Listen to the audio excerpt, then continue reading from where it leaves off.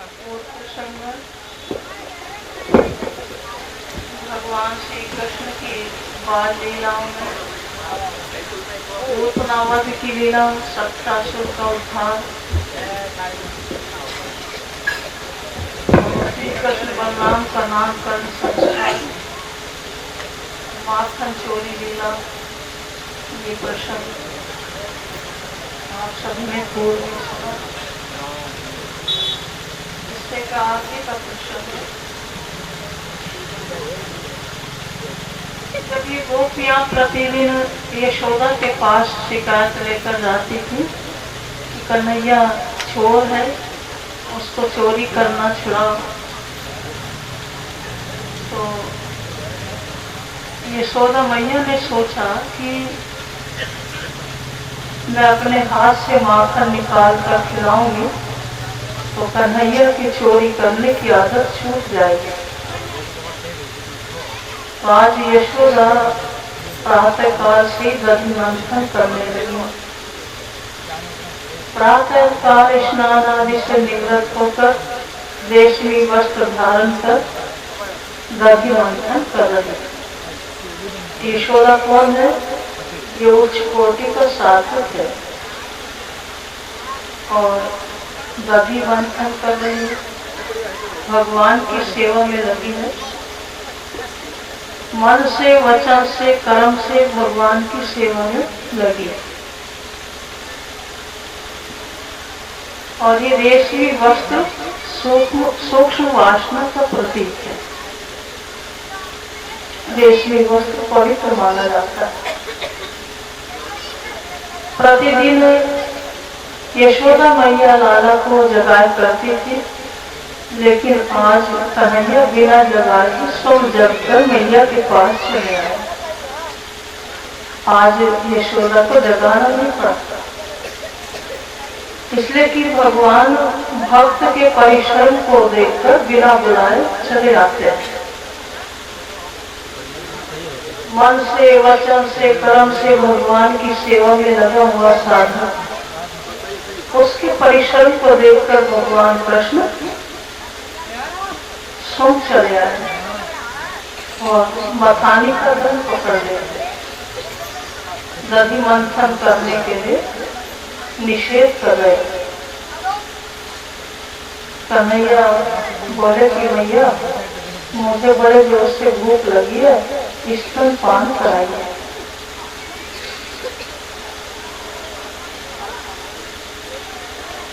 यशोदा मैया मन से कन्हैया का चिंतन कर रही है, हाथों से दधि मंथन कर रही है, लाला के लिए माखन निकाल रही है और वाणी से गुणगान कर रही है।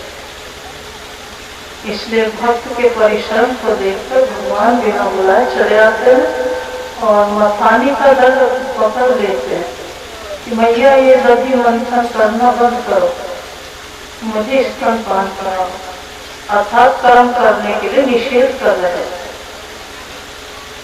भगवान कहते हैं कि जब तक मैं नहीं मिलता तो कर्म करने का अधिकार है, और इस कर्म करने के फलस्वरूप जब मैं मिल गया तो कर्म करना बंद करो, मुझे स्तनपान कराओ। यशोदा बोली लाला थोड़ी देर ठहरो, अभी मक्खन तैयार हो जाएगा तब तुम्हें स्तनपान कराएंगे। कन्हैया बोले कि नहीं भैया, दधि मंथन करना बंद करो। साधना कब तक करनी है?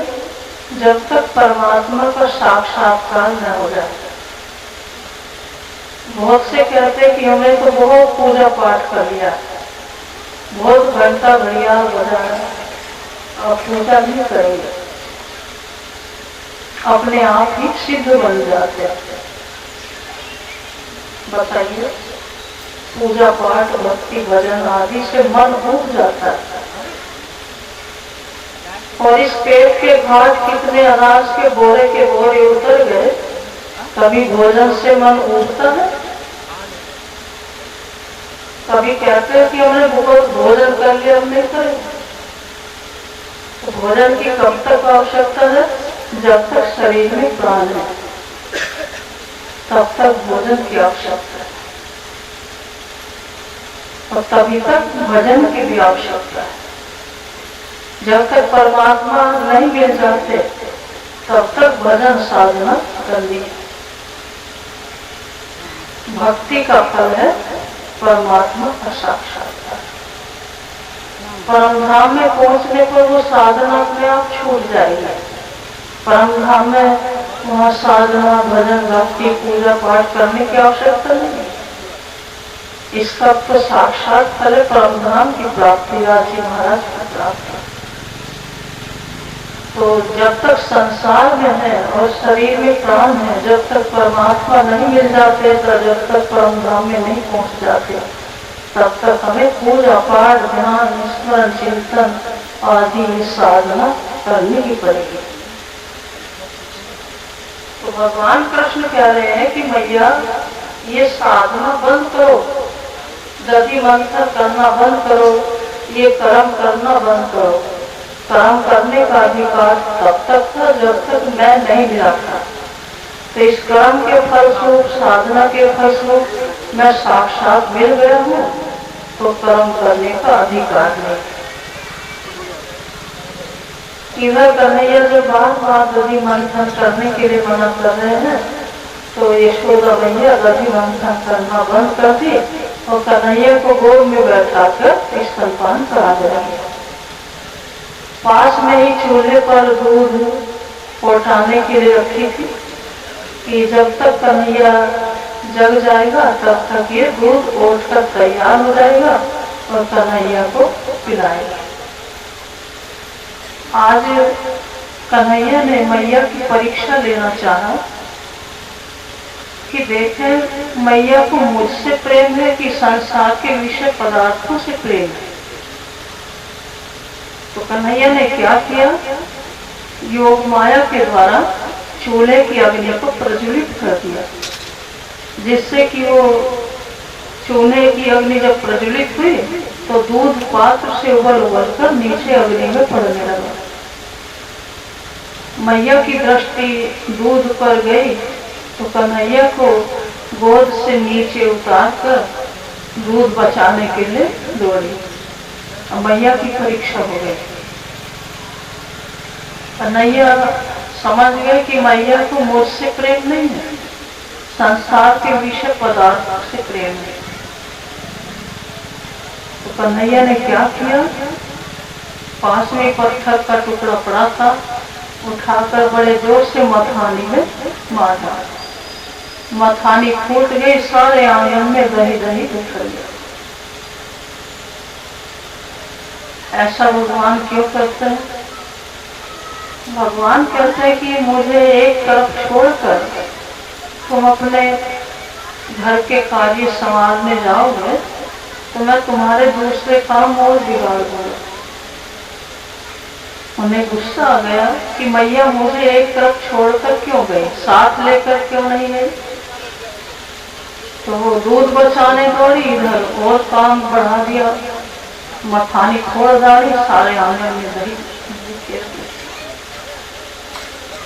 तो इससे शिक्षा ये मिलती है कि मनुष्य सुबह शाम घर में भगवान की पूजा पाठ छोड़ करके और उनको घर में ही छोड़ करके अपने अन्य कार्य संभालने जाता है, तो भगवान को सहन नहीं होता। या बहुत से कहते हैं कि पूजा पाठ में जितना समय लगाएंगे उतना समय में तो हम अपने कितने काम कर लेंगे, जितना समय हम कथा सुनने में लगाएंगे उतने समय में तो घर के कितने काम निपटाने हैं।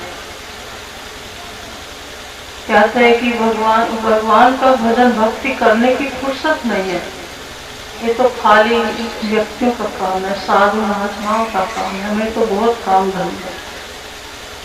तो भगवान कहते हैं कि मुझे एक तरफ छोड़कर तुम अपने कार्य सिद्ध करने जाओगे तो मैं दूसरे कार्य तुम्हारे और बिगाड़ दूंगा। तुम अपने काम बनाते जाओ, मैं बिगाड़ता रहूंगा। तो कहते हैं ना कि हमें फुर्सत नहीं मिलती पूजा पाठ के लिए, कथा सुनने के लिए फुर्सत नहीं मिलती, मंदिर में जाने के लिए फुर्सत नहीं मिलती। तो भगवान कहते हैं कि तुम ऐसा ही चाहते हो तो तुम्हें जीवन भर फुर्सत मिलेगी ही नहीं। वो अपने काम बनाने जाता है, भगवान उसके कार्य बढ़ाते जाते हैं और कार्य उसके कभी निबटते नहीं, न फुर्सत मिलती। और भगवान को साथ में लेकर जाओगे, जिसको घर में पूजा पाठ आदि के माध्यम से उनको अपने साथ रखे, घर से बाहर भी निकलो तो साथ ही लेकर जाओ। खेतों में जाओ, चाहे सर्विस करने के लिए जाओ, चाहे दुकान पर जाओ, तो साथ ही लेकर जाओ। साथ ले जाने का तात्पर्य ये नहीं है कि उनकी मूर्ति जेब में लेकर घूमते फिरो या टोकरी में बैठा कर लड्डू गोपाल की तरह लिए फिरो।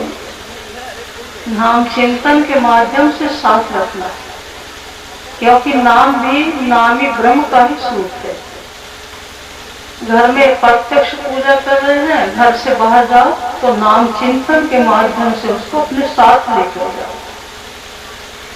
और भगवान को साथ में रखकर कोई भी कार्य करेंगे तो कई घंटे का कार्य 1 घंटे में पूरा हो जाएगा, समय भी मिल जाएगा, कार्य भी पूरा हो जाएगा। तो काम छोड़ बनेंगे, भगवान के पूजा पाठ से, उनकी साधना भक्ति भजन से जान छुड़ाएंगे तो तुम्हारे काम वो बढ़ाते चले जाएंगे। तुम काम बढ़ाते जाओ, बिगाड़ते चले जाओ। जीवन में न कभी फुर्सत मिलेगी और न वो कार्य तुम्हारे पूरे होंगे।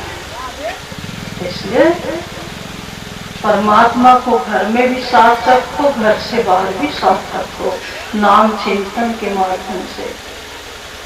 श्वास श्वास निज नाम जपो, प्रति श्वास से उनका जाप करना, यही उनको साथ में रखना है। कन्हैया ने सब तो कर दिया, वो अपने छुपने का उपाय देखने लगे। तो नंद के भवन में एक कक्ष था, इतने भवन में इतने कक्ष हैं, कई दिन तक खोलते रहते तो पता नहीं लगता।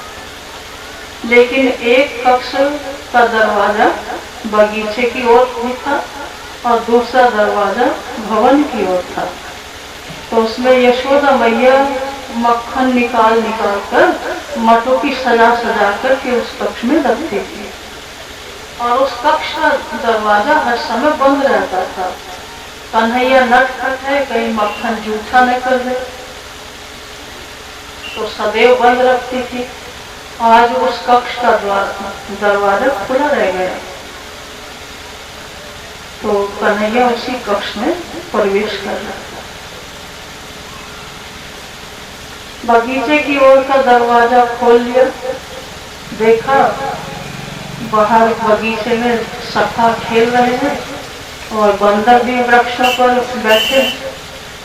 तो कन्हैया ने हाथ से संकेत करके बुलाया, आओ आओ बंदरों, आओ सखाओ, आज तक मैं तुम्हें गोपियों के घर का मक्खन खिलाता रहा, आज मैं अपने घर का मक्खन खिलाऊंगा। तो कन्हैया के बुलाने में देर हुई और उनके आने में देर नहीं हुई। सब सखा उस कक्ष में पहुंच गए। सभी बंदर भी वृक्षों की डालियों से उतर कर कक्ष में प्रवेश कर गए, सब मक्खन खाने लगे। मक्खन खाते खाते अघा गए, मुंह बिझकाने लगे, मटुकियां तोड़ने फोड़ने लगे। सब मक्खन साफ कर दिया था उन्होंने, नीचे का टाकों पर सब मटुकियां तोड़ी फोड़ी सब बराबर कर। अब छीकों पर मक्खन की मटुकियां लटकी हुई थी। तो पास में ही उखल पड़ा था। कन्हैया ने क्या किया, उस उखल को सीधा करके उसी के ऊपर चढ़कर छीके से मक्खन उतार कर सबको वितरण कर रहे थे। अब इधर यशोदा मैया दूध बचा कर के जब वापस आई तो देखते क्या है, सारे आंगन में वो मथानी फूटी पड़ी है, सारे आंगन में दही दही बिखरा और कन्हैया लापता है, उसका कुछ पता ही नहीं कहा है। तो पहले तो उसको हंसी आई, फिर गुस्सा भी आया। हंसी इसलिए आई कि देखो कन्हैया ने गुस्से में ये सब क्या कर डाला है, लेकिन कहाँ भाग गया, कहाँ खोजूंगी उसको। तो गुस्सा आया, छड़ी हाथ में ले ली और कन्हैया के पैरों से जो दधी के निशान लगे हुए थे, उन्हीं चरण चिन्हों के सहारे खोलते खोलते यशोदा मैया उसी कक्ष की ओर बढ़ी। हाथ में छड़ी लिए हुए है। दूर से ही ग्वाल वालों ने देखा, बोले कन्हैया मैया आई है, दौड़ो दौड़ो। बंदर तो सब निकल निकल कर वृक्षों पर चढ़ गए और ग्वाल बाल भी दरवाजे से बाहर निकलकर दौड़ पड़े। कन्हैया भी ओखर से कूदकर बाहरी द्वार की तरफ निकलकर बगीचे की ओर दौड़ पड़े। कन्हैया आगे आगे है, मैया पीछे पीछे छड़ी लिए हुए दौड़ी जा रही। जैसे आगे आगे बढ़ रही है यशोदा, कन्हैया उतनी ही दूर आगे दौड़ रहा है। क्यों दौड़ रहा है? पकड़ने जा रही है यशोदा, पकड़ में नहीं आ रहा, इसलिए वो गर्भ रूपी छड़ी को लेकर दौड़ रही है। ये छड़ी जो है ये अहंकार का प्रतीक है, गर्व का प्रतीक है। भगवान कहते हैं कि जहाँ गर्व देवता है वहां मैं ब्रह्म देवता नहीं ठहरता। भगवान को किसी से भय नहीं लगता, लेकिन गर्व से बड़ा भय लगता है। अहंकार से बहुत डर लगता है भगवान। जहाँ अहंकार आया, गर्व आया, तो भगवान वहां से भग जाते हैं। तो गर्व रूपी छड़ी को लिए हुए दौड़ रही है यशोदा, लाला आगे आगे दौड़ रहे हैं, पकड़ नहीं पा रहे हैं। दूसरा कारण ये है न पकड़ने का कि भगवान की पीठ में अधर्म निहित है और मुख में धर्म निहित है। मनुष्य जब अधर्म के पीछे, भगवान की पीठ के पीछे दौड़ता है तो भगवान को पकड़ नहीं पाता। मुख के दर्शन करें, धर्म के पीछे दौड़े तो भगवान पकड़ में आ जाता है। यशोदा मैया की अवस्था 85 वर्ष की है, भारी शरीर है। दौड़ते दौड़ते थक गई, सोचने लगी मैं दौड़ती रह गई तो कन्हैया पता नहीं आगे आगे कितनी दूर चला जाएगा। खड़ी हो जाती, अब तो छड़ी भी भार भूख हो गई, छड़ी को भी गिरा देती। कन्हैया चाहते भी यही थे कि मैया छड़ी गिरा दे तो मैं पकड़ में आ जाऊं। तो कन्हैया खड़े हो गए, खड़े ही नहीं हुए, वो वापस भी आने लगे, क्योंकि गर्भ रूपी छड़ी को गिरा दिया यशोदा ने।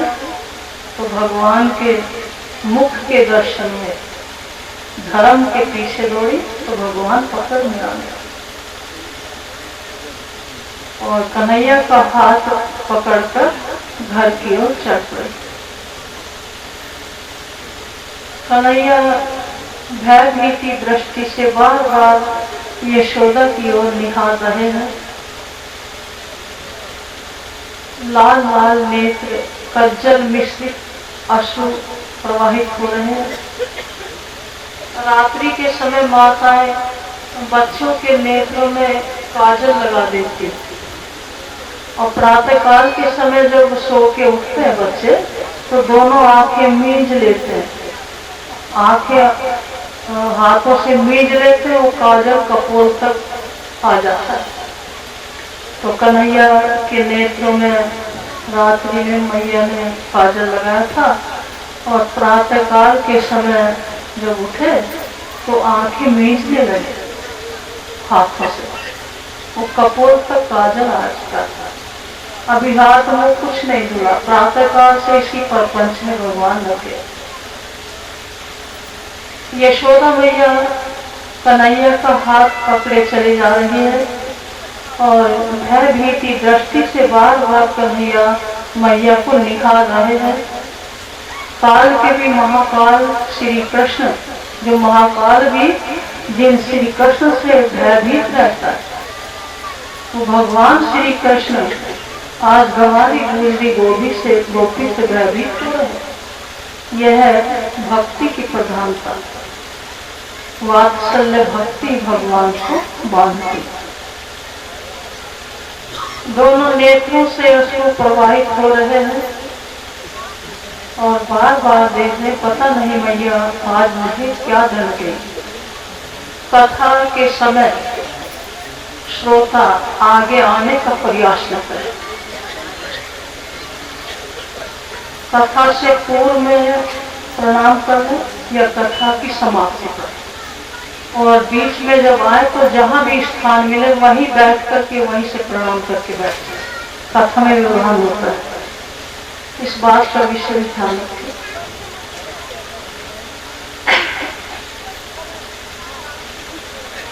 यशोदा मैया घर ले जाकर कन्हैया को उखल से बांधने जा रही है।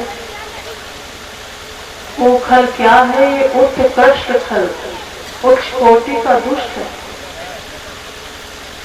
तो कहने का भाव ये है, जो माता पिता बच्चों को लाड़ प्यार नहीं करेंगे, अपनी गोद में नहीं बैठाएंगे, तो बच्चा कहाँ जाएगा?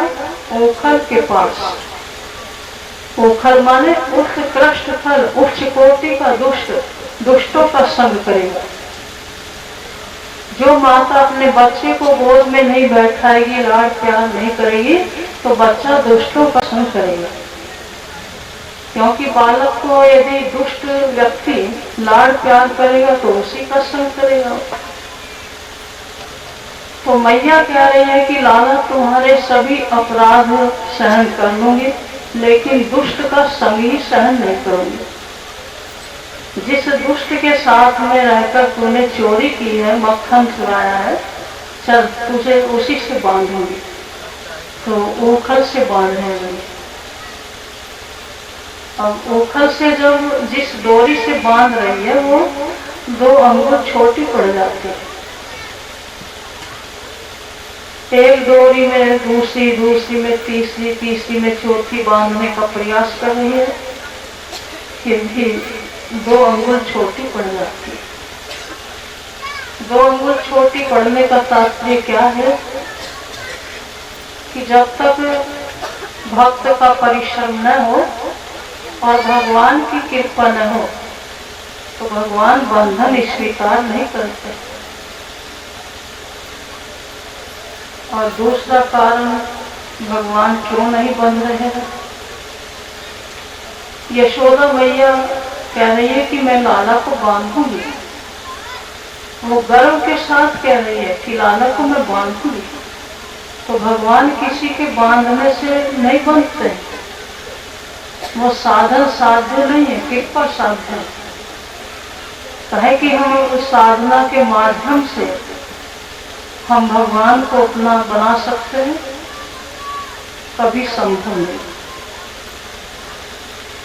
परमात्मा को न धन संपत्ति के द्वारा खरीदा जा सकता, न साधना से अपना बनाया जा सकता। भगवान को अपना बनाना है, दैन्य भाव, विनम्र भाव और भक्ति, प्रेम से भगवान को बांधा जा सकता है। तो जहाँ गर्व है वहाँ भगवान बंधन स्वीकार नहीं करते।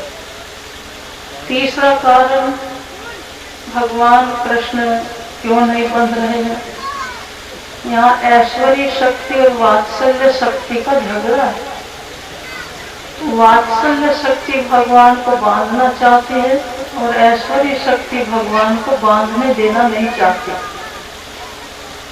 वात्सल्य शक्ति यशोदा है, तो भगवान को पुत्र समझकर बांधना चाहती है। ऐश्वर्य शक्ति भगवान को अपना स्वामी मानती है, वो बंधने देना नहीं चाहती। इधर यशोदा मैया के अंदर दैन्य भाव आया।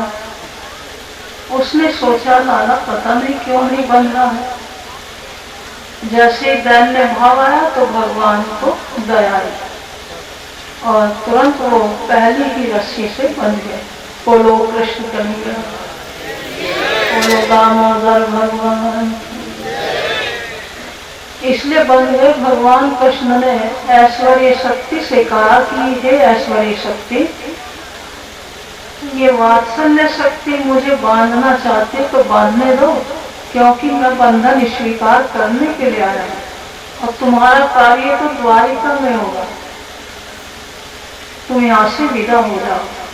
ऐश्वर्य शक्ति वहां से विदा हो गई और पहली ही रस्सी से भगवान बंध गए। दाम माने रस्सी, उदर माने पेट।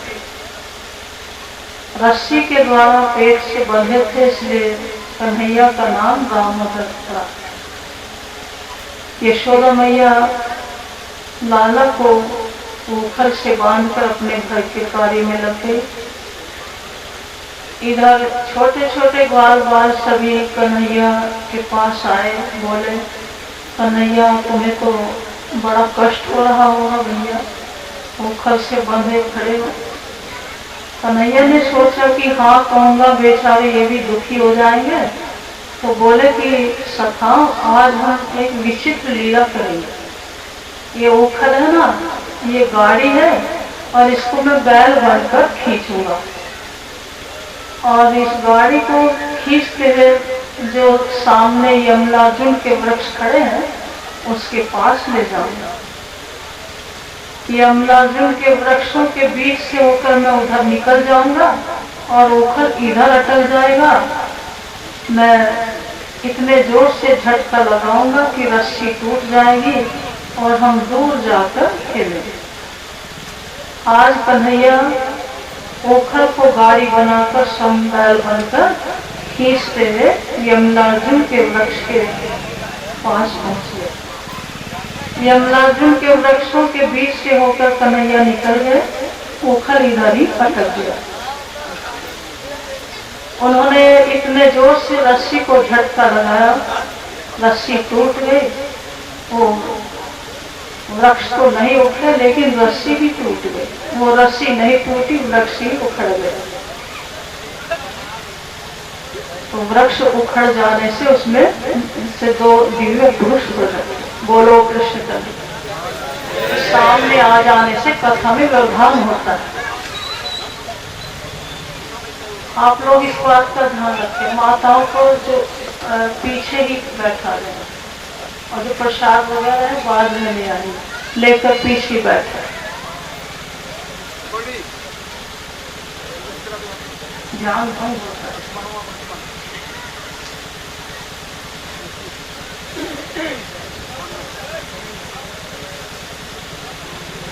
कन्हैया ने जैसे ही रस्सी को झटका लगाया, रस्सी नहीं टूटी लेकिन अर्जुन के दोनों वृक्ष उखड़ गए।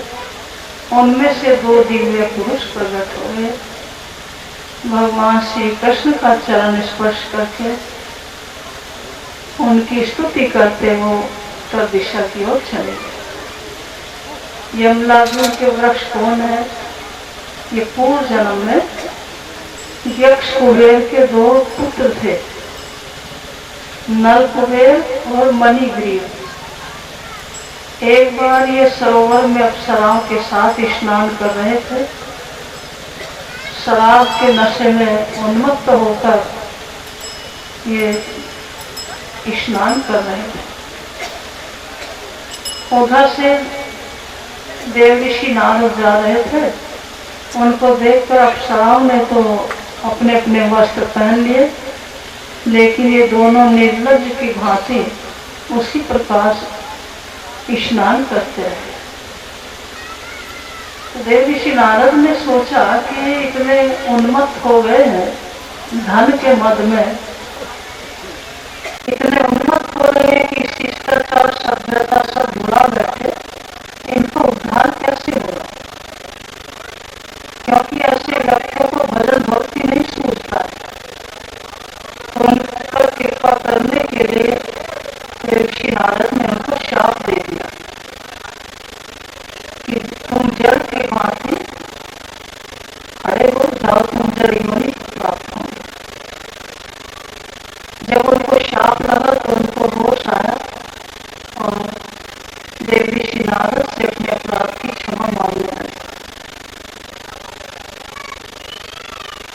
क्योंकि धनवान में 3 दोष और निर्धन में 1 दोष बताया गया। धन के बढ़ जाने पर धनवान में पहला दोष ये हो जाता है कि वो उसका अहंकार बढ़ जाता है और अपने सामने वो किसी को कुछ समझता नहीं, बड़ों का भी अनादर कर देता है, परमात्मा भी उसकी दृष्टि में कुछ नहीं, भगवान का भी अनादर कर देता है, संत महात्माओं का अनादर करता है, लोग में और भी जो बड़े हैं प्रतिष्ठित उनका कोई आदर नहीं करता। तो इतना उद्दंड हो जाता है धन के बढ़ने पर, दूसरों का अनादर करने लगता है, तिरस्कार करने लगता है, अपने सामने किसी को कुछ समझता नहीं। दूसरा दोष ये हो आता है उसका खान पान बिगड़ जाता है, जुआ खेलने लगता है, मांस मदिरा का सेवन करने लगता है, चरित्रहीन भी हो जाता है, दूसरों को बुरी दृष्टि से देखने लगता है। तीसरा दोष ये बना रहता है कि उसको धन की लालसा बराबर बढ़ी जाती है, इतना तो मेरे पास है, इससे ज्यादा धन मुझे और मिल जाए। निर्धन में 1 दोष बताया गया है, धन के भाव में ऊपर के 2 दोष उसमें नहीं पाए जाते, लेकिन धन की लालसा उसको बराबर बनी रहती है। तो जब उनको शाप लगा, देव ऋषि नारद के चरणों में गिर पड़े और क्षमा मांगे। देव ऋषि नारद बोले कि वैवस्वत मनवंतर के 28वें द्वापर युग के अंत में जहाँ तुम दोनों वृक्ष योनि को प्राप्त होंगे वहाँ नंद बाबा का आनंद होगा और भगवान भूतल पर अवतरित होकर बाल लीलाएं करेंगे। बाल लीलाओं में जब भगवान स्पष्ट तुमसे होगा तब तुम्हारा उद्धार होगा। तो आज भगवान श्री कृष्ण ने देव ऋषि नारद के शाप को पूरा किया। इस प्रकार यमराज का उद्धार हुआ। गोकुल में एक फल बेचने वाली रहती थी, तो उसने सुन रखा था कि नंद के यहाँ लाला का प्रागट्य हुआ है, लेकिन अभी तक दर्शन का सौभाग्य नहीं मिला था। बड़ी नारायण रहती थी कि नंद के लाला के मुझे अब वो कैसे दर्शन होंगे। तो किसी व्यक्ति से पूछ लिया कि मुझे ऐसा उपाय बताओ कि लाला का दर्शन हो, नंद के लाला के दर्शन। तो बोले कि तुम प्रतिदिन नंद के भवन की 108 परिक्रमा किया करो तो भगवान की कृपा अवश्य हो जाएगी, कभी तो कृपा होगी। तो वो फल बेचने वाली प्रातःकाली फलों की टोकरी सिर पर लादे प्रतिदिन नंद के भवन की 108 परिक्रमा किया करते थे। बहुत दिन हो गए परिक्रमा करते करते, लेकिन अभी तक उसको दर्शन नहीं हुआ। आज प्रातःकाली फलों की टोकरी सिर पर लादे वो नंद के भवन की परिक्रमा कर रही थी। प्रातःकाल से दोपहर हो गया, न तो उसके फल किसी ने खरीदे और न लाला के दर्शन हुए। बड़ी तेज गर्मी पड़ रही थी, दोपहर का समय था, तो नंद के आंगन में आकर वृक्ष की ठंडी छाया में खड़ी हो जाती है और वहीं पर सिर से टोकरी उतार कर रख देती है और वही 2-4 आवाज लगाती है, फल ले लो, फल ले लो। इधर कन्हैया अपने घर के आंगन में खेल रहा था, उसने जब आवाज सुनी तो एकदम चौंक पड़े, अरे आज फल देने वाला कौन आ गया। तो छुमक छुमक करते हुए दरवाजे की देहली को पार कर बाहर आए तो देखते क्या है, एक वृद्धा मैया फलों की टोकरी सामने रखे हुए बैठी है। अब लाला कन्हैया के दर्शन करते ही वो वृद्धा मैया एक तक उनको निहारती ही रह गई, अपने तन की भी सुध बिसर गई और इतने एक तक निहार रही है मानो अपने नेत्रों के माध्यम से लाला को पी जाएगी। कन्हैया बोले कि मैया तुम क्या बेच रही हो? तो इतनी तन्मय है कन्हैया के दर्शन में, लाला की बात सुन ही नहीं रही है। तो कन्हैया बहुत देर से खड़ा रहा, बात ही नहीं सुनती। कन्हैया ने योग माया शक्ति को आज्ञा दी। जब योग माया शक्ति के द्वारा मैया का ध्यान कन्हैया की तरफ। हाँ लाला क्या बोल रहे हो? मैया मैं कितनी देर से खड़ा हूँ, तुम मेरी बात ही नहीं सुन रही हो। ये क्या ले रही हो? कि लाला ये मैं फल बेच रही हूँ। अच्छा तो लाओ मुझे दे दो फल। तो मैया बोली ऐसे थोड़े ही मिलेंगे फल। तो कैसे मिलेंगे? वृद्धा मैया ने सोचा कि इसको फल दे दूंगी तुरंत चला जाएगा, दर्शन भी नहीं हो पाएगा। थोड़ी देर इसको बातों में लगा कर रखूंगी तो दर्शन का लाभ मिलेगा। तो बोली लाला फल ऐसे थोड़े मिलते हैं। तो कैसे मिलते हैं? पहले कीमत तो लाओ तब तो फल मिलेंगे। तो कन्हैया बोले कीमत क्या होती है? कि जिस वस्तु के बदले वस्तु दी जाती है उसको कीमत कहते हैं। कन्हैया बोले कि मैया हमारी मैया प्रतिदिन हमको माखन मिश्री खिलाती है, कभी हमसे कीमत नहीं लेती और आप कीमत मांग रही हो। लाला मैं क्या करूं, मेरी जीविका का साधन यही है, फल ही बेच करके मैं अपना जीवन निर्वाह करती हूँ। अच्छा ठीक है मैं ला रहा हूँ। तो नंद के आंगन में धान के स्तूप लगे हुए थे। कन्हैया एक अंजलि धान भरकर दरवाजे की देहली को पार करते बड़ी तीव्र गति से दौड़े, कहीं यशोदा मैया न देख ले, नहीं तो पकड़ लेगी। दौड़ते दौड़ते अंजलि ढीली हो गई, सारे धान बिखर गए, एक धान का दाना केवल अंजलि में रह गया और हाँफते हुए लाकर वो धान का दाना उस वृद्धा मैया को देने लगे। लो मैया ये है कीमत लाओ मुझे फल दे। तो वृद्धा मैया बोली लाला ये क्या लाए हो? एक धान का दाना है, ये भी कोई कीमत है? जाओ और लाओ। कन्हैया बोले कि मैया अब मैं जाऊंगा तो मेरी मैया मुझे पकड़ लेगी, ऐसा करो आज तो मुझे फल दे दो और कीमत बाद में दे देना। अच्छा ठीक है, काहे में दोगे फल? कि मेरी अंजलि में ही रख दो।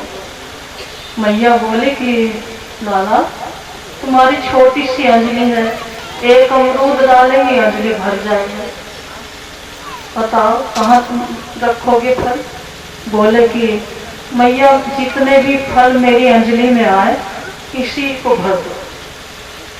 और वृद्धा मैया लाला की छोटी सी अंजलि में फल टोकरी के डालती रही और वो धीरे धीरे देखते देखते सारी टोकरी के फल लाला की छोटी सी अंजलि में समा गए। और कन्हैया उन फलों को लेकर अपनी मैया के पास आया, बोला कि लो मैया इन फलों को सबको वितरण कर देना। यशोदा मैया फल बांटती रह गई, बांटते बांटते भी वो फल समाप्त नहीं हो रहे। यशोदा बोली लाला इतने फल देने वाला कौन आ गया है? अब ये फल क्या है? धान का एक दाना लेकर वो वृद्धा मैया टोकरी में रखकर सिर पर उठाकर के अपने घर की ओर चल पड़ी। और जैसे ही सिर से टोकरी नीचे उतारी तो हीरे रत्नों से भरी हुई टोकरी, रत्नों से भरी हुई टोकरी। ये फल क्या है? ये कर्मों का फल है। मनुष्य जन्म जन्मांतर के अपने कर्मों का फल सिर पर लादे फिरता है और इन कर्मों के फल को भगवान कृष्ण के अर्पण कर दे तो उसकी जीवन रूपी टोकरी को सुख सुविधा रूपी रत्नों से भर देते। मनुष्य अपने कर्मों का फल लादे फिरता है, इसीलिए दुख और दरिद्रता भोग रहा है। और कर्म का फल भगवान को अर्पण कर दे तो अपना जीवन सुखी हो जाए, दुख दरिद्रता हमेशा के लिए समाप्त हो जाए। भगवान कृष्ण की शरण में जाकर के ही दुख दरिद्रता समाप्त हो सकती है, दूसरा कोई उपाय नहीं। इसीलिए भगवान कृष्ण ने कहा भी है, कर्मण्यवादी कारस्ते माँ फलेषु कदाचन। कर्म करो, कर्म के फल की इच्छा न करो, वो कर्म का फल मेरे अर्पण कर दो और मैं जैसा चाहूंगा उचित फल दूंगा। इस तरह से भगवान कृष्ण ने फल विक्रयणी पर कृपा की। अब इधर गोकुल में कंस की ओर से तरह तरह के अनिष्ट हो रहे थे। बड़े बड़े गोपों ने मिलकर सभा लगाई और ये प्रस्ताव रखा कि जब से कृष्ण बलराम गोकुल में आए हैं तब से यहाँ तरह तरह के उपद्रव होते रहते हैं और कितनी बार ये दोनों बच्चे काल के मुख से बचे हैं। बड़े बड़े असुर यहाँ आते ही रहते हैं इनको मारने के लिए, तो बालकों के लिए ये स्थान उचित नहीं पड़ रहा है। इसलिए गोकुल को छोड़कर हम सबको अन्यत्र चले जाना चाहिए। तो उपनंद के परामर्श से सभी गोकुलवासी गोकुल को छोड़कर ब्रज में आकर रहने लगे थे। नंदगांव, बरसाना आदि ये ब्रजमंडल में अपना आवास स्थान नियुक्त किए। तो यहाँ आकर कन्हैया एक दिन अपनी मैया से बोले कि मैया अब हम बड़े हो गए हैं, बछड़े चराने के लिए जाया करेंगे। यशोदा बोली लाला बछड़े चराने मत जाओ। कि नहीं मैया मैं तो बछड़े चराने अवश्य जाया करूंगा।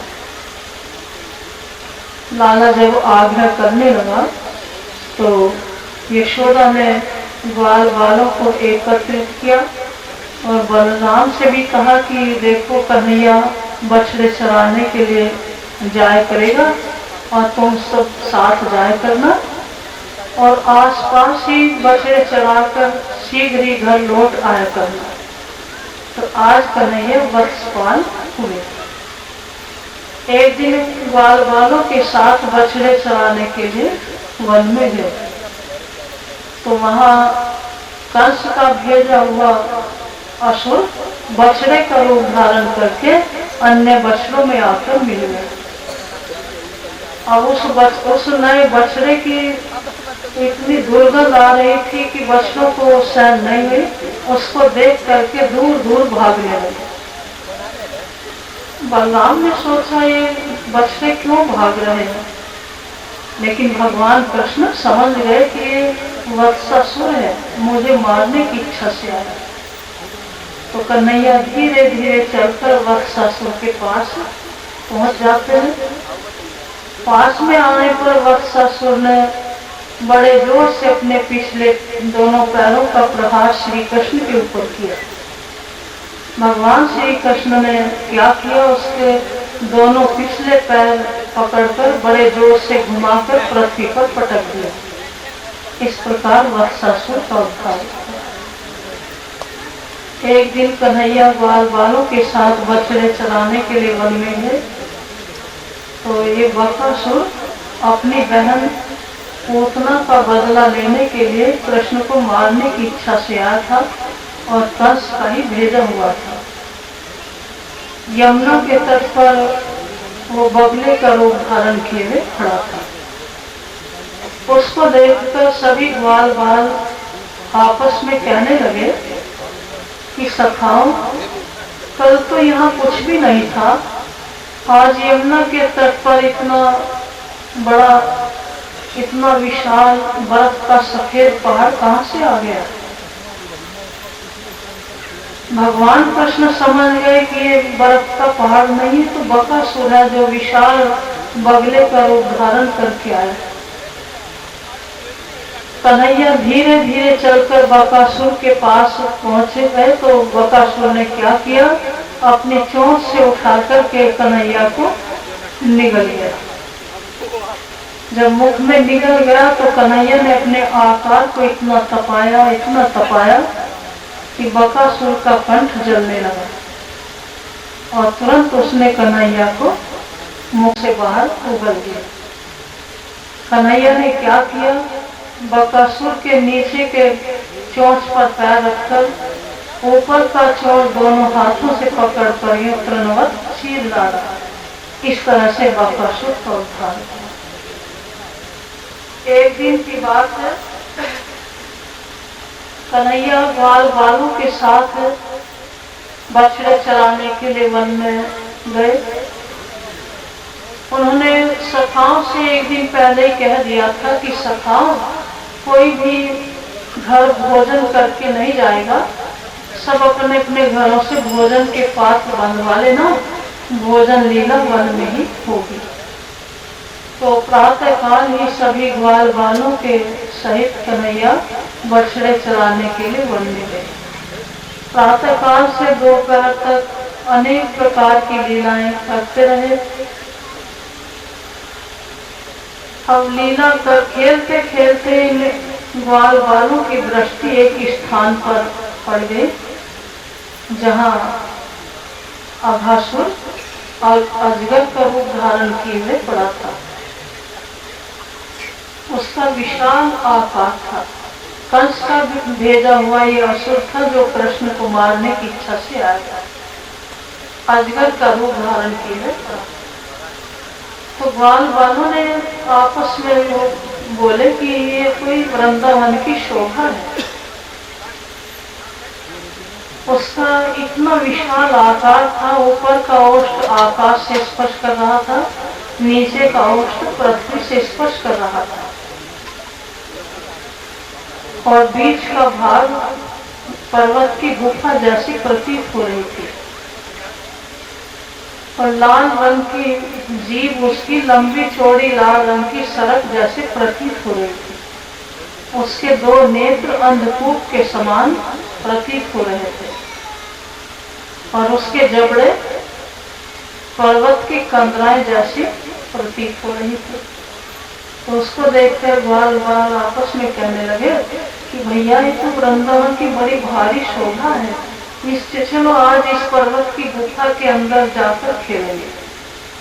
तो सखाओं ने शंका प्रकट की, अरे सखाओं, ये तो लगता है अजगर है, इसके अंदर से तो बड़ी दुर्गंध आ रही है। तो सखा बोले कि भैया ये अजगर ही हुआ तो चिंता किस बात की, कन्हैया भैया साथ में है। तो ताली बजाते बजाते सब अघासुर के पेट में घुस गए।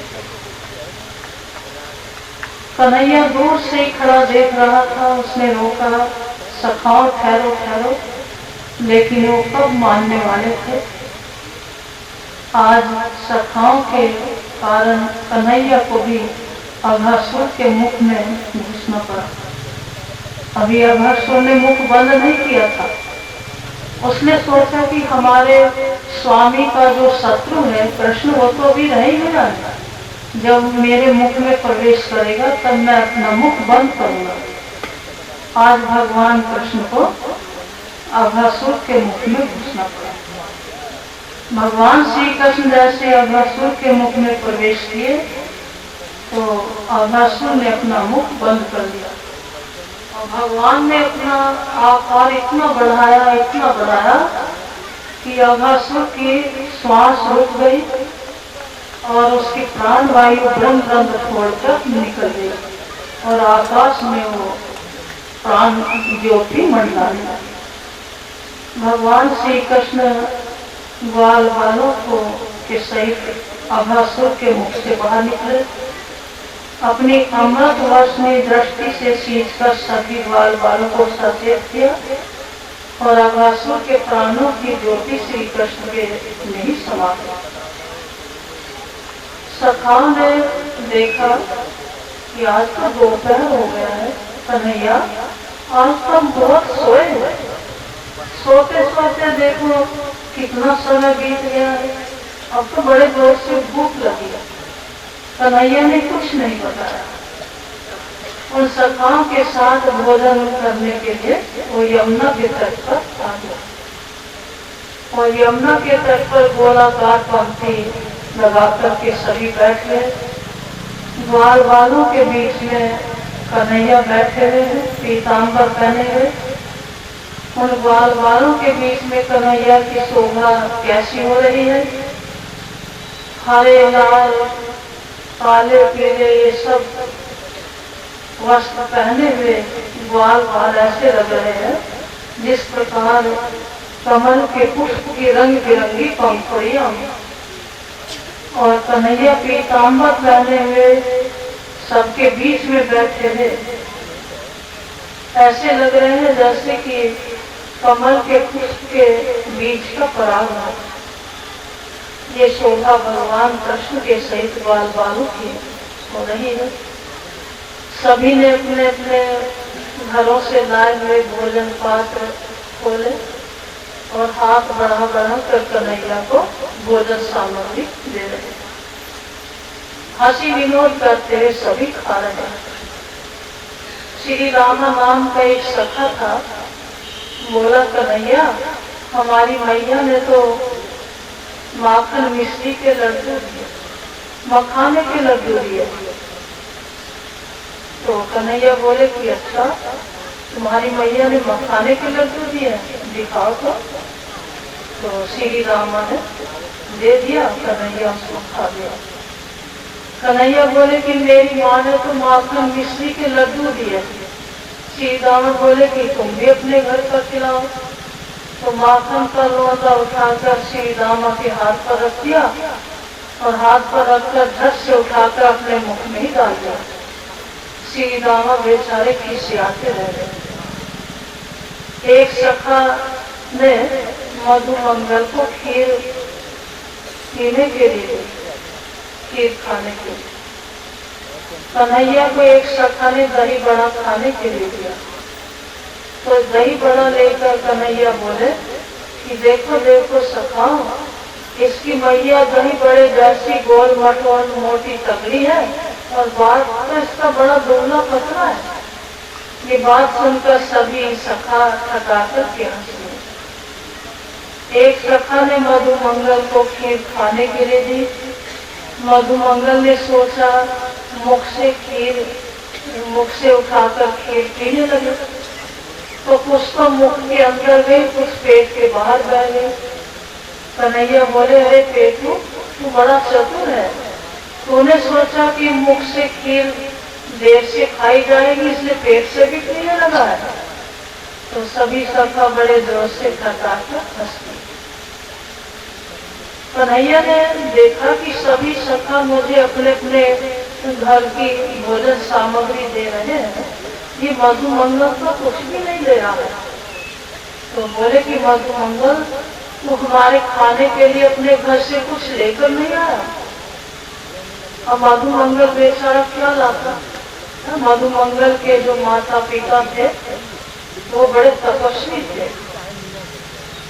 तो दिन भर तपस्या करते थे, सायकाल के समय थोड़ा फलाहार कर लेते थे। यशोदा ने कह रखा था कि मधुमंगल हमारे घर भोजन कर दिया करेगा। आज कन्हैया ने मधुमंगल को उलाना दिया कि मधुमंगल तू मेरे घर रोज भोजन करता है, अपने घर का कभी नहीं खिलाता, आज भी खाली हाथ चला आया। जाओ आज मेरे खाने के लिए अपने घर से कुछ लेकर आओ। मधुमंगल उलाना सुनकर चल दिया। जाकर अपनी माता से कहा कि भैया कन्हैया कह रहा है कि तू मेरे घर रोज खाता है, अपने घर का कभी नहीं खिलाता, और कुछ खाने के लिए हो तो दे दो कन्हैया के लिए। तो बोली कि लाला याद है मैं छाछ मांग के लाई थी, चलो इसकी कढ़ी बना करके दे देती। कल दूध मांग कर ले आऊंगी, कल मिठाई बना कर दे दूंगी। तो छाछ की कढ़ी बनाकर एक पात्र में भरकर मधुमंगल को दे देती। लेकर के मधुमंगल चल पड़े। चलते चलते उनको याद आया कि अरे कन्हैया जब ये कढ़ी खाएगा तो मेरी हंसी करेगा। वो कहेगा कि जैसे इसकी माँ खट्टी है ऐसे खट्टी कढ़ी बना कर दी है, तो मुझे तो बड़ा लज्जित होना पड़ेगा। तो दूर से मधुमंगल वो कढ़ी पीने लगा। आधे रास्ते तक आ गया था, बात याद आई तो कढ़ी स्वयं ही पीने लगा।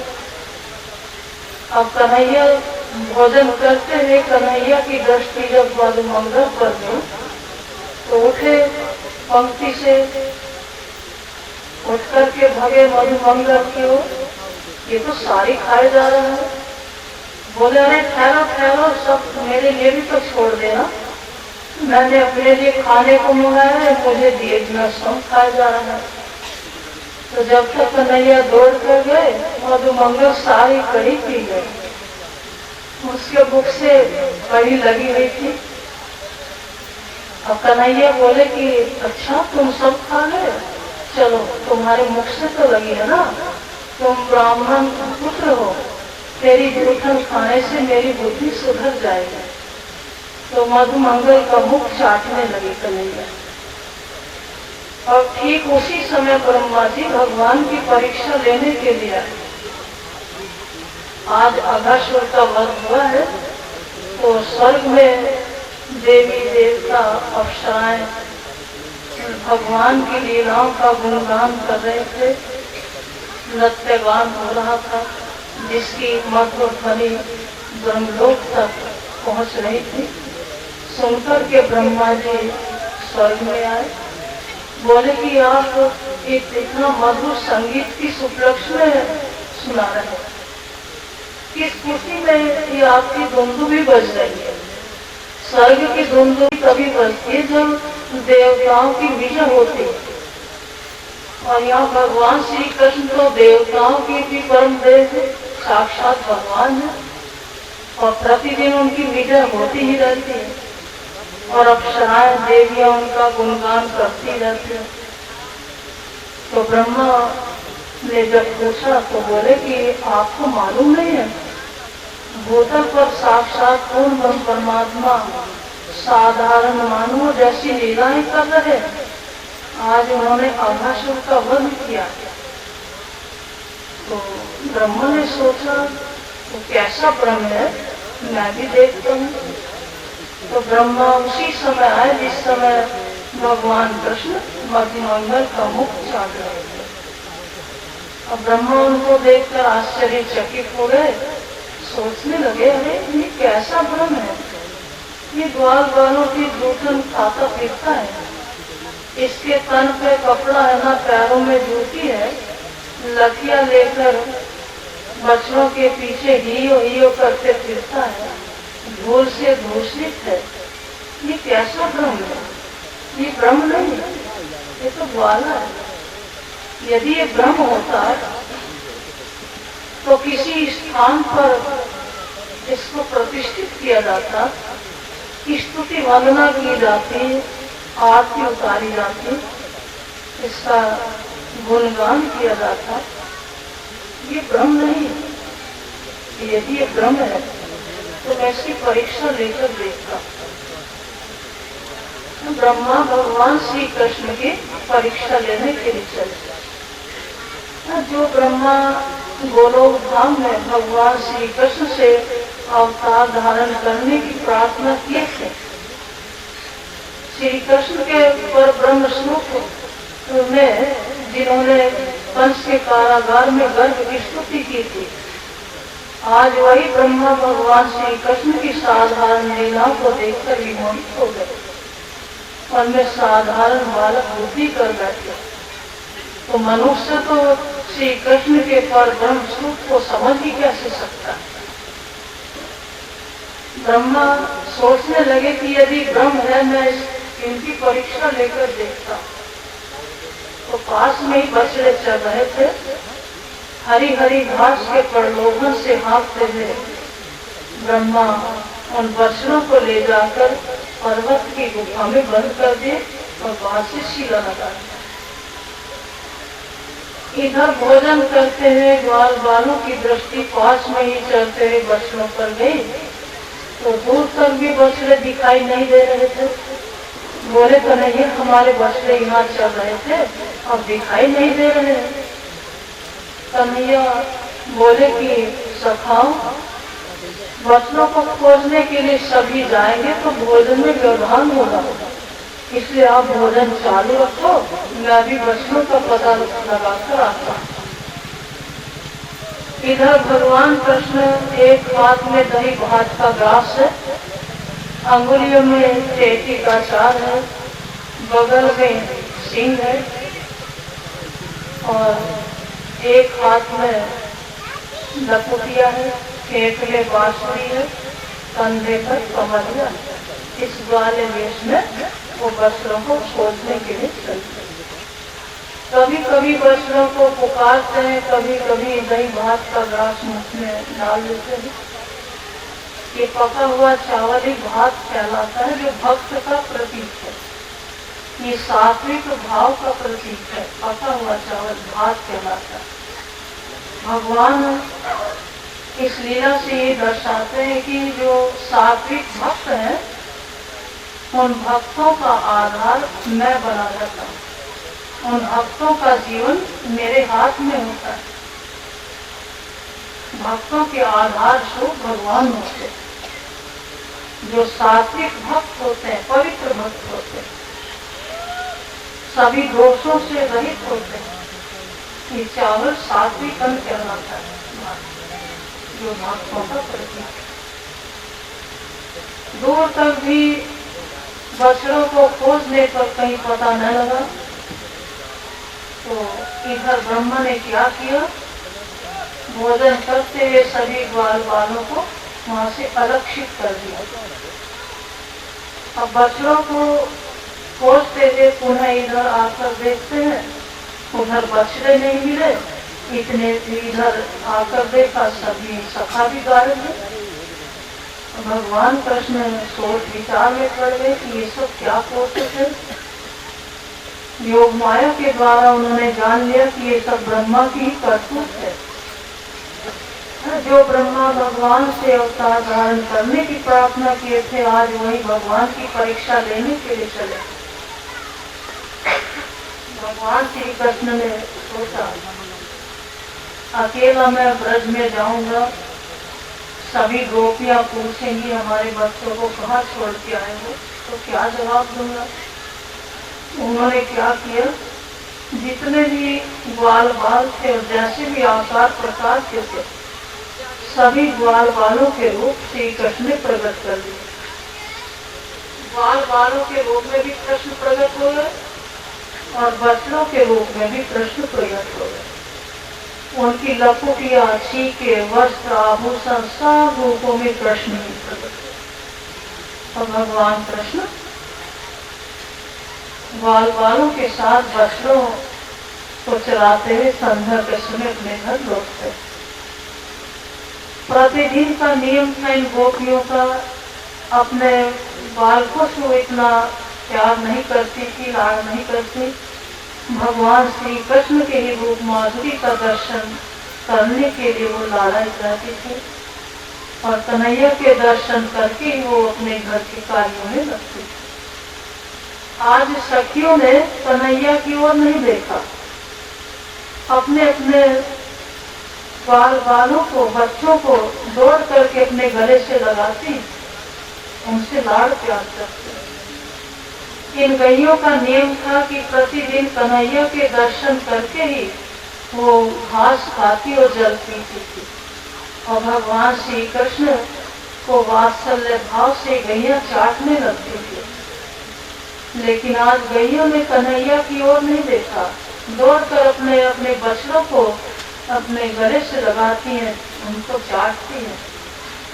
क्यों कि भगवान श्री कृष्ण ही सब ग्वाल बालों के बछड़ों के रूप में थे। आज गैयों की और गोपियों का मनोरथ एक साथ भगवान कृष्ण ने पूरा किया और ये लीला 1 वर्ष तक चलती है। ब्रह्मलोक का एक क्षण बीता है, काल माया का 1 वर्ष व्यतीत हो गया। अब ब्रह्मा जी सोच रहे हैं कि देखे तो भगवान कृष्ण क्या कर रहे हैं। बच्चों को भी अलक्षित कर दिया, ग्वाल वालों को भी अलक्षित कर दिया। अब श्री कृष्ण को देखने के लिए हुआ।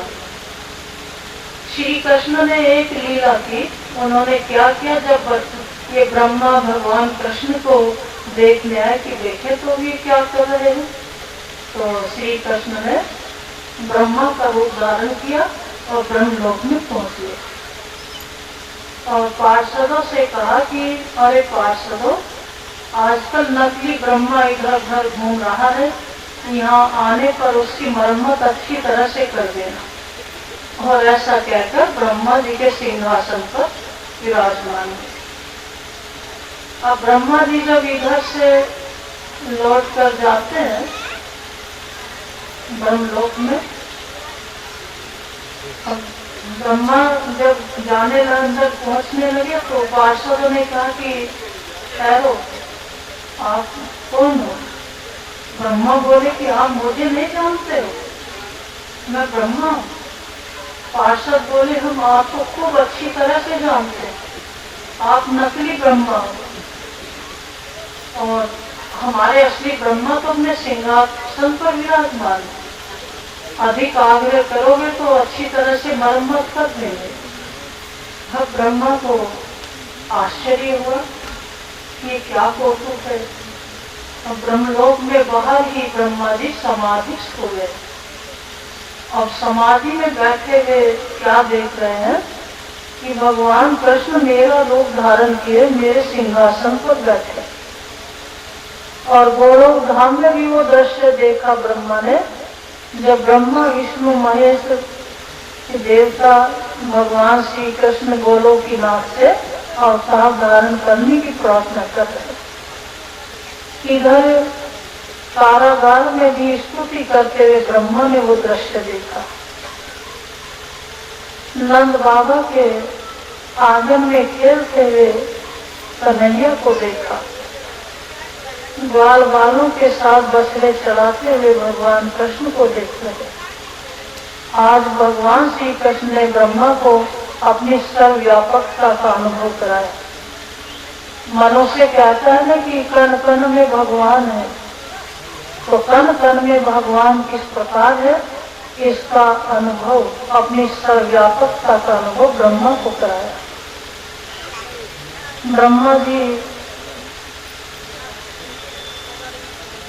ब्रह्मा जी को बहुत पश्चाताप हुआ। उन्होंने देखा कि ग्वाल बालों के रूप में श्री कृष्ण ये लीला कर रहे हैं। अपनी भूल पर पश्चाताप करते हुए पुनः वृंदावन में आए और श्री कृष्ण के चरणों में गिरकर अपने अपराध की क्षमा मांगने लगे। लेकिन भगवान ने ब्रह्मा को क्षमा नहीं किया, इसलिए कि ब्रह्मा बहुत बड़े अपराधी।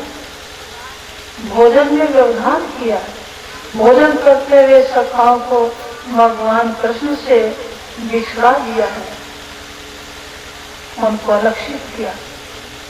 भगवान कृष्ण बोले कि ब्रह्मा, ये ब्रह्मा का पद तुम्हें मेरे द्वारा ही प्राप्त हुआ और आज तुम मेरी परीक्षा लेने के लिए चले हो। आज के बाद ऐसा अपराध कभी नहीं करना।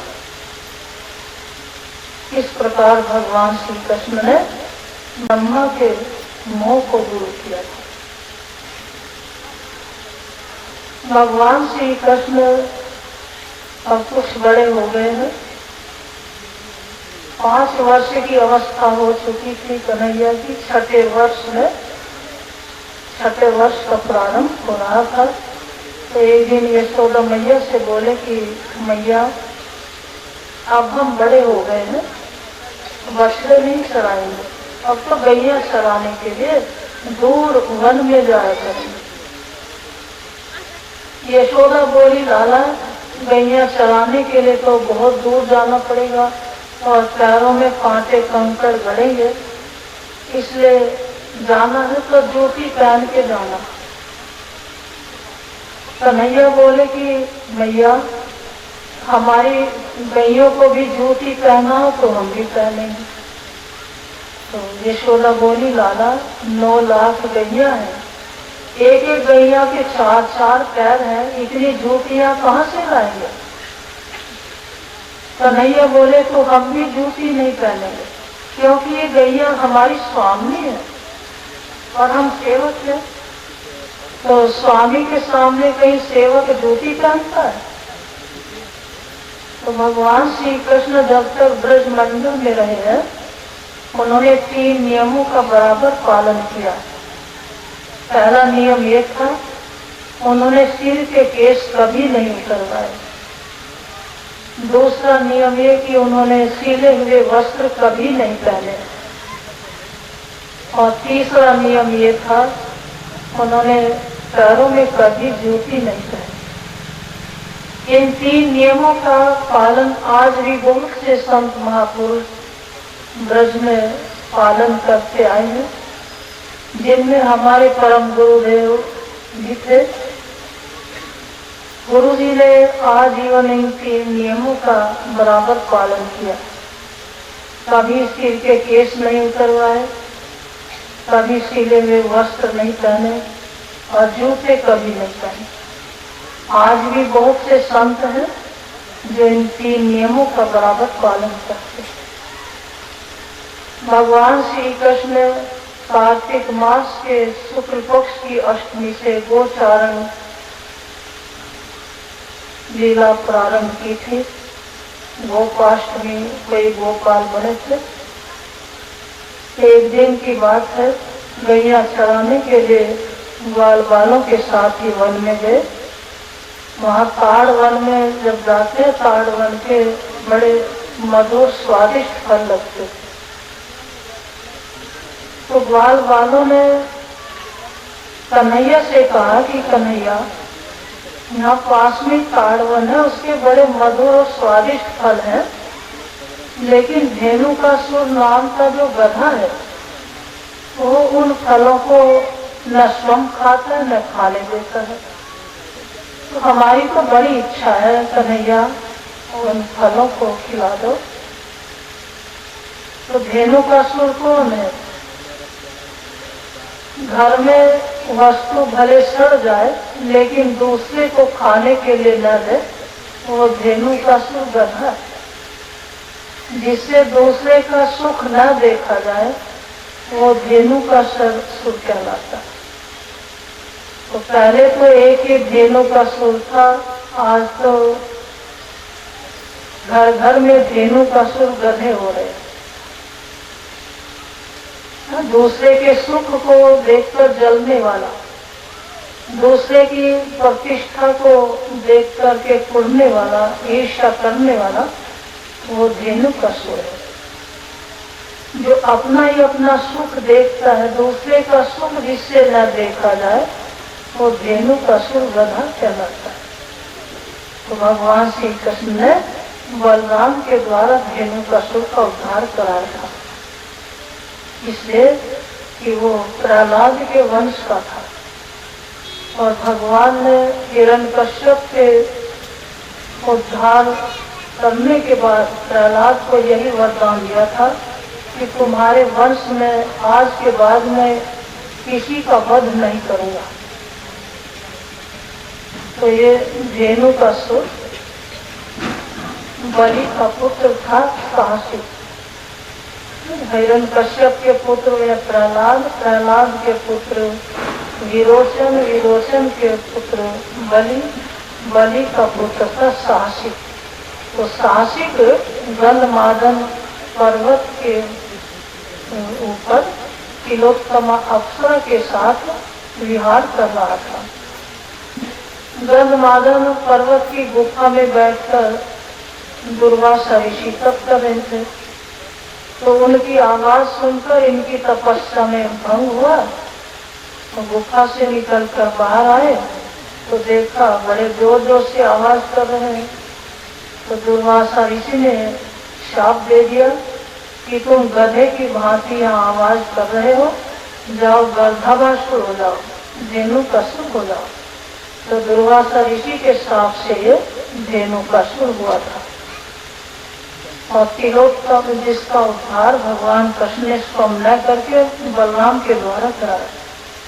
और ये तिलोत्तम अप्सरा बानासुर की कन्या उषा के रूप में जन्म ली थी। इस प्रकार रेणुकासुर का उद्धार हुआ। एक दिन की बात है, कन्हैया ग्वाल बालों के साथ गैया चराने के लिए वन में गए। वहाँ अचानक ही चारों ओर से उनको दावाग्नि ने घेर लिया। जब दावाग्नि में ग्वाल बाल और सब गैया गिर जाती है तो ये भगवान श्री कृष्ण को पुकारते हैं। भगवान कृष्ण वहाँ दौड़ कर आए और बोले कि सखाओ, तुम सभी नेत्र बंद करके बैठ जाओ, अभी मैं दावाग्नि को शांत कर दूंगा। बार बार नेत्र बंद करके बैठ गए और भगवान कृष्ण दावाग्नि का पान कर गए। तो ये दावाग्नि क्या है? जब मनुष्य कठिन परिस्थितियों में गिर जाता है, अनेक प्रकार की दुख चिंताओं में गिर जाता है, तो ये कठिन परिस्थितियां, दुख विपत्तियां, अनेक प्रकार की चिंताएं, ये दावाग्नि का स्वरूप है। तो दुख रूपी दावाग्नि से बचने का एकमात्र ही उपाय है कि उस समय जिस समय तुम कठिन परिस्थिति में गिर जाओ, अनेक प्रकार के संकट में गिर जाओ, दुख विपत्तियों में गिर जाओ, तो उस समय नेत्र बंद करके हाथ जोड़कर भगवान कृष्ण का नाम चिंतन करना शुरू कर दो, तो भगवान श्री कृष्ण दुख रूपी दावाग्नि का पान कर जाएंगे। इन दुखों से बचने का एकमात्र यही उपाय है। इस प्रकार भगवान कृष्ण ने दावाग्नि का पान किया और उसके बाद कालिय नाग का दमन किया था। यमुना जी के तट से लगा हुआ 100 योजन विस्तार वाला एक जल का कुंड था, उसमें कालिय नाग रहता था। तो ये गैया घास चरते चरते जब इनको प्यास लगी तो उस विषैले जल को पान कर दी और विषैले जल को पीकर ये मूर्छित हो गए। भगवान श्री कृष्ण ने कालिय नाग का दमन करके उस जल को पीने के योग्य बनाया। कालिय नाग के 100 फन थे, तो कालिय नाग को नहीं, ये मन ही कालिय नाग है। मन की सैकड़ों वृत्तियां ये फनों का प्रतीक है। मन को वश में केवल भगवान कृष्ण ही कर सकते हैं। मन का दमन कृष्ण नाम चिंतन से ही होता है। कि कालिय नाग यहाँ आकर क्यों रहने लगा था? कश्यप की 2 पत्नियां हैं, वनिता और कद्रु। तो कद्रु सर्पों की माता है और वनिता गरुड़ की माता है। तो एक बार कद्रु ने वनिता से पूछा कि हे वनिता, सूर्य के रथ में जो घोड़े जुटे हुए हैं, इनकी पूंछ काली है या सफेद है? यदि तुमने सच बता दिया तो मैं तुम्हारी दासी बनूंगी, और तुम न बता सकी तो तुम्हें मेरी दासी बनना पड़ेगा। अब घोड़ों की पूंछ तो सफेद थी। वनिता ने बताया कि घोड़ों की पूंछ तो सफेद है। कद्रु ने सोचा अब मुझे इसकी दासी बनना पड़ेगा, तो अपने पुत्रों से, सर्पों से कही कि अरे पुत्रों, सूर्य के रथ में जो घोड़े जुटे हुए हैं ना, उनकी पूंछ के पिछले भाग में जाकर लिपट जाओ।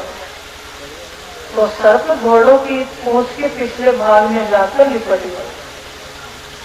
अब कद्रु कहने लगी, वनिता तुमने झूठ बोला है, देखो घोड़ों की पूंछ तो काली है, इसलिए तुम मेरी दासी बनो। अब छल से उसको दासी बना लिया। गरुड़ को बड़ा दुख होता था कि हमारी माता दासी बनी हुई है। तो एक बार कद्रु के पास गए कि मौसी, हमारी माता दासी बने से कैसे मुक्त हो सकती है? कद्रु ने कहा कि तुम स्वर्ग से अमृत ला कर दो, तो तुम्हारी माता को हम दासी पने से मुक्त कर दें। अब गरुड़ इंद्र के पास जाकर अमृत की याचना करते हैं। इंद्र ने पहले तो मना कर दिया, लेकिन गरुड़ परिस्थिति देखते हुए इंद्र ने अमृत का कलश ले तो लिया, लेकिन पीछे से अपने अनुचरों को लगा दिया। गरुड़ अमृत का कलश लेकर कद्रू के पास आए, बोले कि माता लो ये मौसी अमृत का कलश लीजिए। तो अमृत देकर के अपनी माता को दासी पने से मुक्त कराया। कद्रू अपने पुत्र सर्पों से बोली कि अरे पुत्रों जाओ स्नान करके आओ, तुम्हें अमृत पान कराएंगे। वो सभी सर्प स्नान करने के लिए चले गए और इधर इंद्र के सेवक अमृत का कलश उठाकर ले गए। इसलिए ये सभी सर्प अमृत से वंचित रह गए। उस समय यदि अमृत पी लेते तो ये सर्प अमर बन जाते, लेकिन भगवान की इच्छा से ऐसा हुआ। गरुड़ को जब मालूम हुआ कि हमारी माता से इन सर्पों ने छल किया है, तो क्रोध में आकर सब सर्पों को मार मार कर खाने लगे। जहाँ भी जो सर्प दिखाई दे जाता धड़ से मारकर खा जाते। अब सर्पों में हाहाकार मचने लगा। सभी सर्पों ने सभा लगाई और उसमें गरुड़ को बुलाया और ये प्रस्ताव रखा कि आप इस प्रकार सभी सर्पों को मार मार कर मत खाओ। प्रति अमावस्या को एक सर्प आपके पास बलि लेकर आया करेगा, उसकी बलि के सहित उस सर्प को खा लिया करना। गरुड़ ने सोचा कि हाँ ये व्यवस्था अच्छी बन गई, ऐसे तो मैं कहाँ खोजता फिरूंगा। तो प्रति अमावस्या को एक सर्प बलि लेकर जाता था। उसकी लाई हुई बलि गरुड़ खा लेते थे और पान के बीड़े के रूप में उस लाने वाले सर्प को भी खा जाते थे। तो एक दिन सर्पों ने बूढ़े सर्प को बलि के सहित भेजा गरुड़ के पास। काली नाग ने उस बूढ़े सर्प को रोक लिया। सोचने लगा कि इसके बाद मेरी ही बारी आएगी। तो उस बूढ़े सर्प की लाई हुई बलि काली नाग स्वयं खा गया और उसको वापस भेज दिया कि तुम मत जाओ।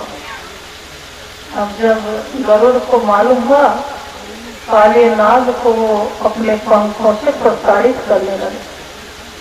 काले नाग को पंखों से प्रताड़ित करते करते घायल बना दिया।